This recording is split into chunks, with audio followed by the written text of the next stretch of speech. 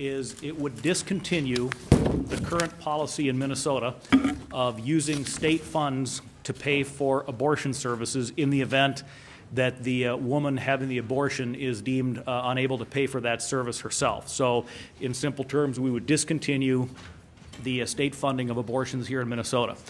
Today, nearly 32% of all abortions performed in Minnesota are paid for with taxpayer dollars. This amounts to about $1.6 million per year.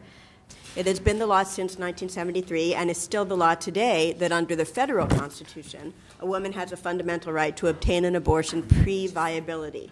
That is, before the fetus is capable of sustained life outside the womb. In Gomez, the Minnesota Supreme Court recognized that women have the same right under the Minnesota Constitution. Even if the United States Supreme Court were someday to overrule its decision that the right to abort pre-viability is a fundamental right, the Minnesota Supreme Court's independent decision about what the Minnesota Constitution protects would not change. The federal Constitution is a floor, not a ceiling. Took an oath to preserve, protect, and defend the Constitution, and I believe that every member here takes that very seriously. However, I believe we all have the ability to make judgments on our own. And there are times that precedent gets overturned. And even though the Doe versus Gomez case is only roughly 15 years old, a lot has changed on the front of what we know about the development of the fetus, abortion, and the like. There are lots of good reasons to believe that the Minnesota Supreme Court might take a different look at this case.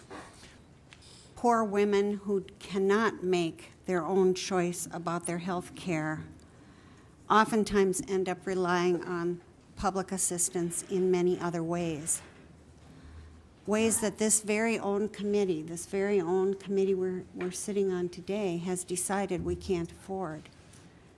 And so at this time, to have a bill come before us that will cause a lawsuit, cause the expenditure of state funds to defend the Constitution, some of us believe is ill-advised at this time, and so some of us will be voting against this bill.